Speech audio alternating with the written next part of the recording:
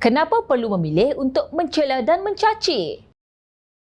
Perlembagaan Malaysia telah menetapkan garis-garis jelas berkaitan soal Melayu Islam serta hak keadilan yang mesti diberikan kepada semua kaum di negara ini. Untuk orang Melayu, isu paling utama ialah mencari jalan bagaimana melahirkan para pemimpin Melayu yang jujur, adil, berintegriti serta mampu melonjakkan ekonomi negara. Malaysia harus bangkit lebih tinggi dan menjadi negara yang disegani, bukan hanya bertelagah tentang kenyataan yang dikeluarkan veteran DAP Tan Sri Lim Kit Siang.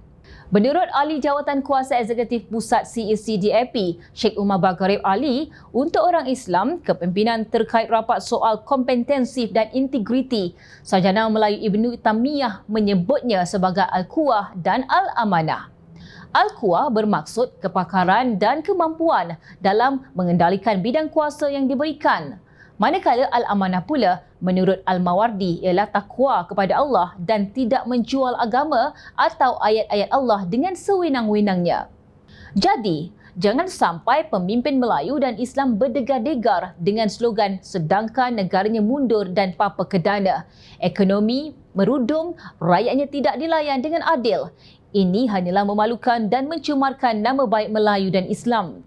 Oleh itu, tiada isu berbangkit yang perlu ditimbulkan. Pandangan Lim hanyalah suatu penegasan tentang apa yang sudah pun termaktub dalam perlembagaan sejak sekian lama, tegas beliau. Sementara itu, saudara Kutubuddin Buzurkon Hassan yang merupakan pensyarah di sebuah institusi pengajian tinggi awam IPTA di Pantai Timur berpandangan, kehendak Islam adalah melahirkan kedamaian dan kerahmatan sesama insan, melangkaui warna kulit serta anutan fahaman ideologi. Tetapi, kehendak PAS bawaan Tan Sri Abdul Hadi Awang dilihat berkiblatkan kemenangan dalam perebutan kuasa politik untuk kepentingan peribadi dan bukannya untuk melahirkan pemimpin Melayu Islam yang sejati. Mereka sanggup menunggang ayat-ayat Al-Quran yang ditafsirkan mengikut selera peribadi, melangkaui konteks dan kehendak asal dan lari daripada tarbiyah Allahyarham Tan Sri Nik Aziz serta Allahyarham Fazil Nur. Apabila kehendak peribadi seseorang individu seperti Hadi Awang yang melangkaui daripada kehendak Islam yang diajarkan dalam kitab suci Al-Quran, maka perbuatan yang dilakukannya tidak akan konsisten dengan kehendak Al-Quran dan kehendak Islam. Maka berlakulah perkara-perkara yang kontradik daripada ajaran Islam dan ajaran Al-Quran itu sendiri, katanya di Petik Malaysia Kini. Benar, celaan, cacian, kutukan serta fitnah akan sentiasa diamalkan apabila kepentingan peribadi mendahului daripada ajaran agama Islam.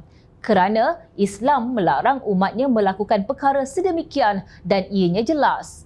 Tetapi kerana dikehendak peribadi yang ingin berkuasa dan ingin menang dalam perebutan politik kuasa, maka ajaran Islam yang melarang akan perbuatan tersebut pun mereka tidak endahkan, termasuk mempergunakan naratif Melayu dan Islam terancam sebagai modal untuk bersenang lenang di kerusi empuk.